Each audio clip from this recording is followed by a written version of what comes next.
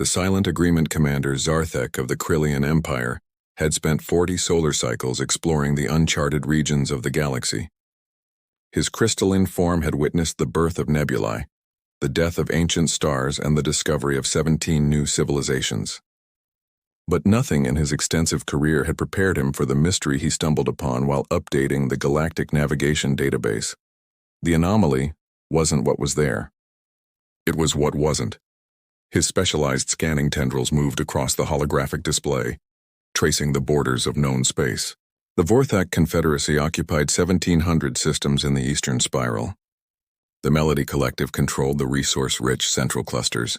The ancient Zarathi maintained their traditional territories near the galactic core. Every civilization, from the mighty to the primitive, had their space meticulously mapped, cataloged, and monitored. Every civilization except one, where human space should have been, the map simply unstopped. Not with a border or a boundary marker, but with nothing. A blank void where intelligence reports suggested at least 800 inhabited systems should exist. The edge of human territory was marked with a simple red line and a universal warning symbol that translated to "No access" in every known language. Zarthek's curiosity crystallized into determination. He accessed the historical archives, his security clearance granting him access to files dating back 5,000 years. What he found defied all logic. The humans had been part of the galactic community for exactly 203 years before they made their request. They had been unremarkable. A young species with basic FTL capabilities and moderate technological advancement. Their military was respectable but not threatening.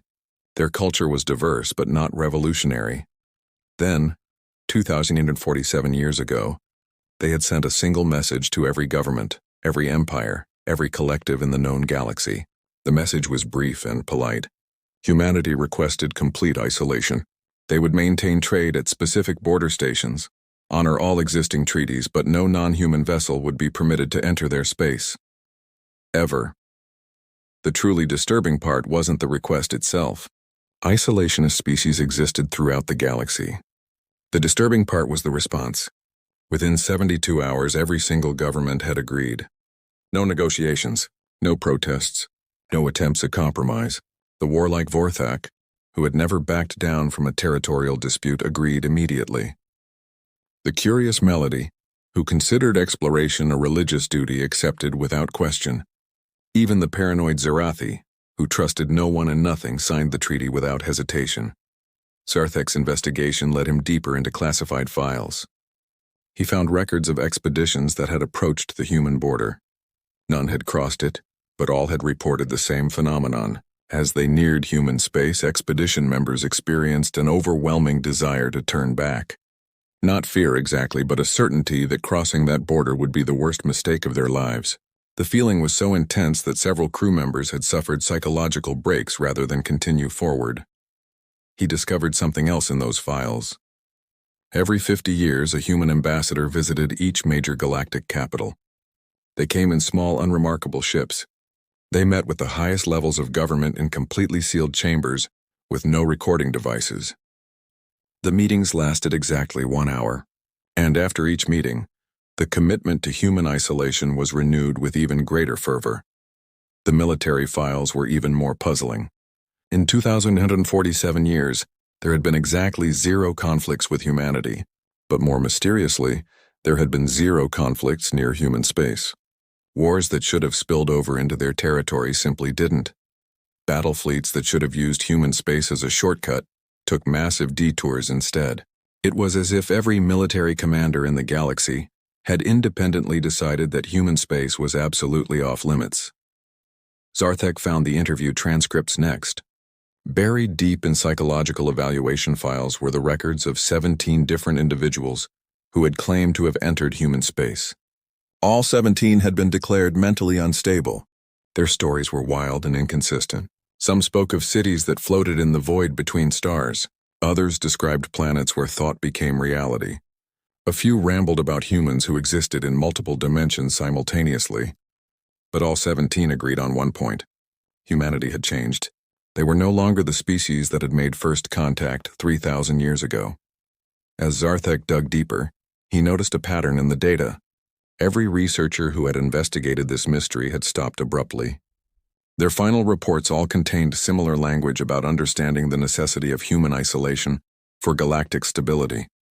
Then they had requested transfers to other departments, other stations, other careers. None had ever spoken about their research again. The pattern was too consistent to be natural. Something was influencing these researchers. Something was making them stop. And now, as Zarthek stared at his accumulated data, he felt it too, a pressure at the edge of his consciousness, a whisper that suggested he should delete these files, forget this investigation, return to mapping asteroids where things were safe and simple and didn't threaten the fundamental stability of galactic civilization. But Zarthek was Krillian. His species had evolved in the harsh radiation fields of a binary star system. They had survived by adapting, by pushing through fear, by refusing to accept limitations. The pressure in his mind only made him more determined. He sent a priority message to Elder Counselor Vith, the oldest member of the Krillian High Command. If anyone knew the truth about humanity, it would be Vith. The response came within minutes. A single word that made Zarthek's crystalline form resonate with anticipation. Come. The journey to the High Command Station took 3 days. During that time, Zarthek noticed something strange. His research into human space had triggered no security alerts. No intelligence officers had contacted him. No warnings had been issued. It was as if the entire security apparatus of the galaxy had collectively decided to ignore his investigation. Or perhaps they were waiting to see what he would do. Elder Counselor Vith received him in a chamber Zarthek had never seen before. The walls were lined with a material that blocked all forms of electronic surveillance. The air was thick with suppression fields that prevented any form of recording. Vith himself looked ancient, his crystalline form clouded with age and something else. Fear, regret, understanding? The Elder Counselor spoke slowly, each word carefully chosen. He told Zarthek about the last meeting between Krillian leadership and human representatives 50 years ago.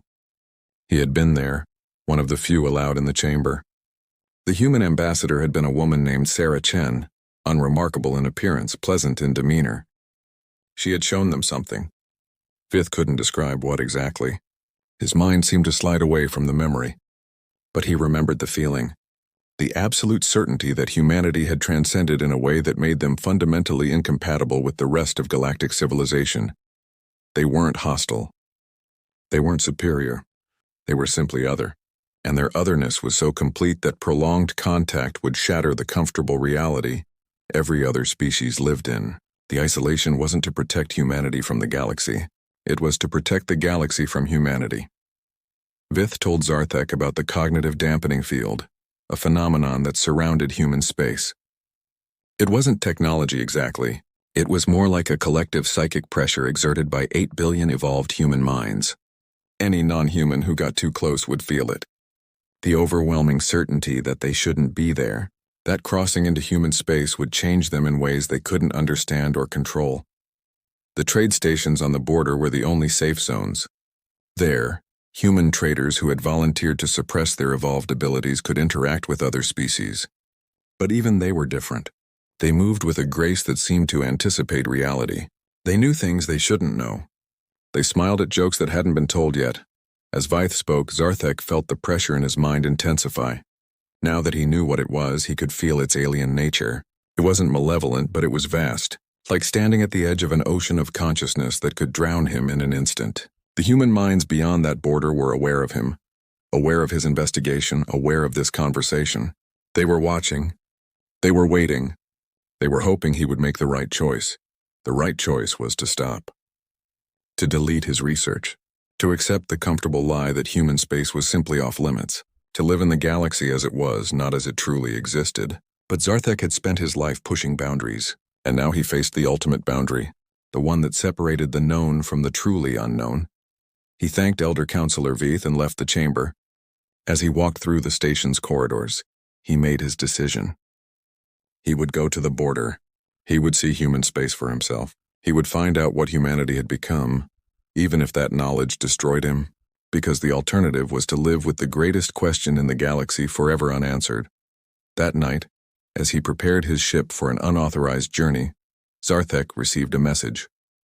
No sender, no encryption. Just 5 words that made his crystalline form vibrate with anticipation and terror. "We are waiting for you." Beyond the veil. The journey to the human border took Zarthek through 17 systems, each one feeling progressively more abandoned, despite being fully inhabited. It was as if life itself grew quieter the closer he got to human space. The constant chatter of interstellar communications faded to whispers. The busy trade routes became empty corridors through the void. By the time he reached the Epsilon contingency station, the last outpost before the border, even his own thoughts seemed muffled. The station commander, a 3-armed Vorthak named Grek, didn't try to stop him. Instead, the warrior's face showed something Zarthek had never seen in a Vorthak before. Pity. "You're going to try to cross," Grek said. It wasn't a question. Zarthek's crystalline form pulsed with determination. "Someone has to know the truth." "The truth?" Grek laughed, but there was no humor in it. "I've been stationed here for 15 years, Commander. I've seen 17 beings like you. Curious, brave, foolish. Do you want to know what happened to them? They crossed the border? 12 did. 5 turned back at the last moment." Grek's primary arm gestured toward the viewport where the invisible border lay just 3 light hours away. Of the 12 who crossed, 3 returned within days. They resigned their commissions and disappeared into civilian life. Never spoke of what they saw. The other 9, they're still in there. Sometimes we receive messages from them. They say they're happy. They say they've found purpose. They say humanity welcomed them. But their voices are different. Different how? Grek's 3 eyes focused on different points in space, as if seeing something beyond the physical station. Like they're speaking from inside a dream, or maybe like we're the ones dreaming and they've finally woken up. Zarthek spent 3 days at the station, gathering information and preparing himself mentally for what lay ahead. The cognitive dampening field was stronger here. Not painful, but present, like a constant whisper suggesting he should turn back, return to mapping safe. Known space where reality followed predictable rules. But underneath that pressure was something else. A curiosity that might have been his own, or might have been transmitted from the human space beyond. A sense that answers waited just past that invisible line. On the 4th day, he departed. His small survey vessel was designed for long-range exploration, equipped with the best sensors the Krillian Empire could provide. As he approached the border, those sensors began reporting impossible readings. Space itself seemed to be vibrating at frequencies that shouldn't exist. Quantum particles were behaving in ways that violated fundamental laws of physics. And underneath it all was a pattern, a rhythm, like the heartbeat of something vast and impossibly alive. 1 light hour from the border. His communication system activated without his input. The face that appeared on his screen was human.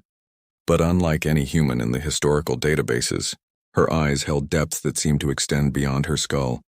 When she smiled, reality around her seemed to brighten slightly. "Commander Zarthek," she said, and her voice carried harmonics that resonated in his crystalline structure. "I'm Captain Sarah Chen of the Border Welcome Station. You're approaching restricted space." "Captain Chen?" Zarthek's mind raced. "Elder Counselor Veith mentioned you. But that was 50 years ago. You should be old? Dead?" Sarah's smile widened. "Time works differently here, Commander. Everything works differently here. The question is, are you ready to see how differently? What happened to humanity, Captain? What made you isolate yourselves?" Sarah was quiet for a moment.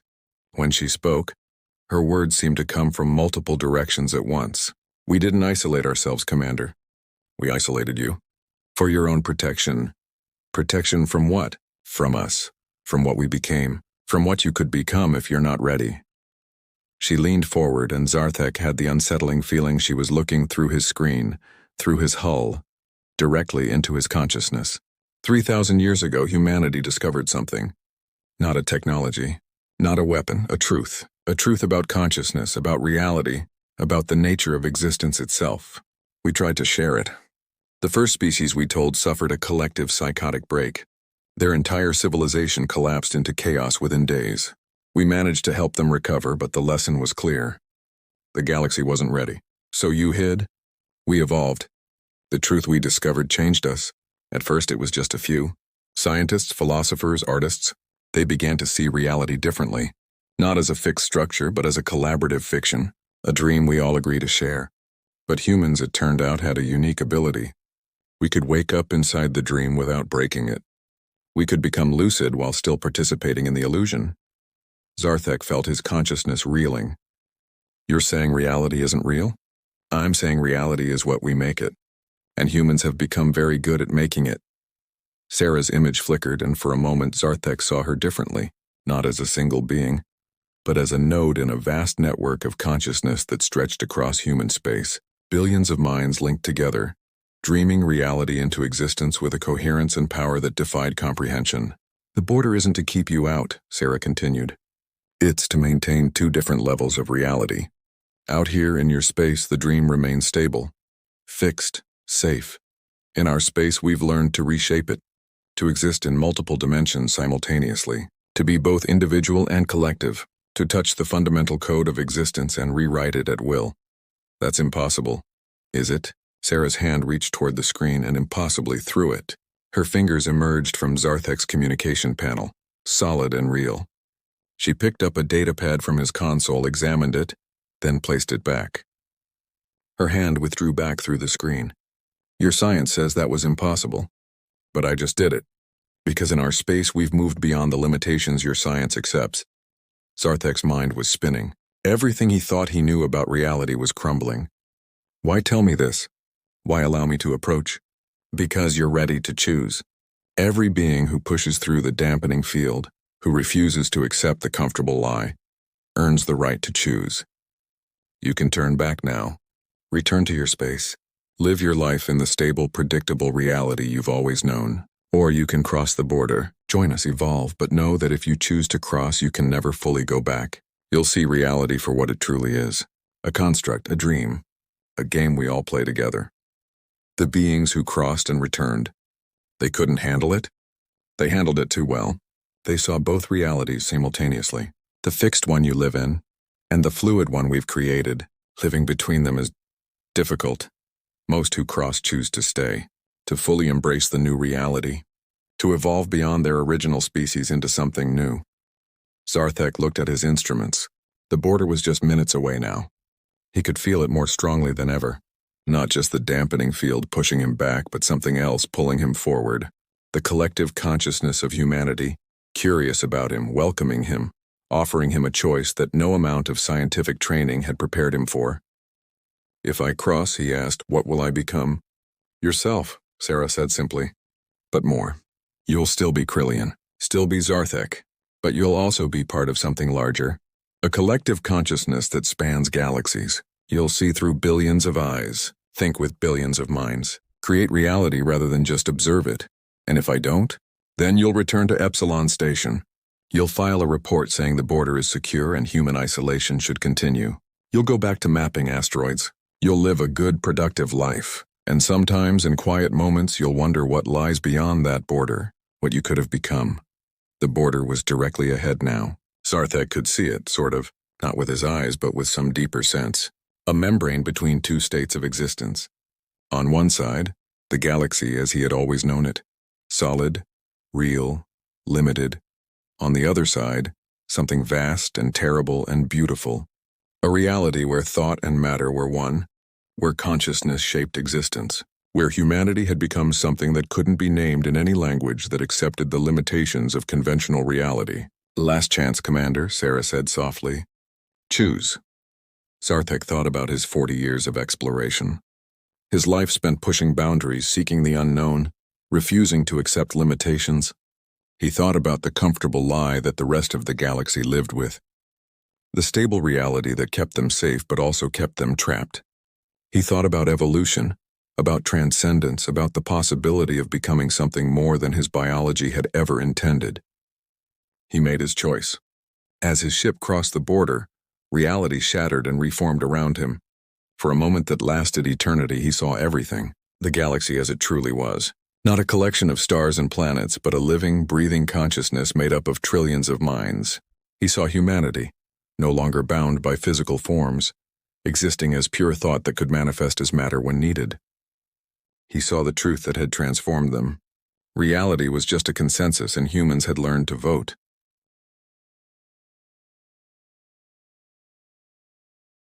His crystalline form began to change, not physically but conceptually. He was still Zarthek, but he was also part of the human collective. He could feel their minds welcoming him, sharing their knowledge, their perspective, their impossible existence. He understood now why the galaxy feared them, why the isolation was necessary. This level of reality wasn't evolution. It was revolution. It was the end of everything the galaxy thought was true and the beginning of something entirely new. Through his new expanded consciousness, he sensed others like him. The 12 who had crossed before. They were happy, as Greg had said, but it was a happiness born of understanding, of seeing the universe as it truly was, infinite, malleable, alive. He sent a message back to Epsilon Station. His voice was different now, carrying harmonics that shouldn't exist. The border is secure. Human isolation should continue. I am happy, and he was, because he finally understood the truth. The galaxy would evolve eventually. Every species would reach this point in their development. But not yet. Not for thousands of years. Humanity was simply early. They had discovered the secret too soon, and rather than force their transcendence on others, they had chosen to wait. To exist in their bubble of evolved reality while the rest of the galaxy caught up at its own pace. The border wasn't a wall. It was a courtesy, a kindness, a gift from a species that had learned to dream reality into existence, but still remembered what it was like to believe the dream was real. Zarthek, now part human, part Krillian, and part something entirely new, turned his ship away from the border and deeper into human space. There were wonders to explore here. Planets that existed in 17 dimensions, stars that sang symphonies of pure thought, civilizations that had transcended physical form entirely. Behind him, the border remained. Silent, patient, waiting for the day when the rest of the galaxy would be ready to wake up from the dream. Until then, humanity would keep their secret. They would maintain their isolation. They would protect the galaxy from a truth it wasn't ready to handle. And beings like Zarthek, the curious ones who couldn't accept the comfortable lie, would continue to cross, one by one, choice by choice, evolution by evolution. The galactic map ended at human space, and now Zarthek understood why. Some boundaries weren't meant to be crossed. They were meant to be chosen.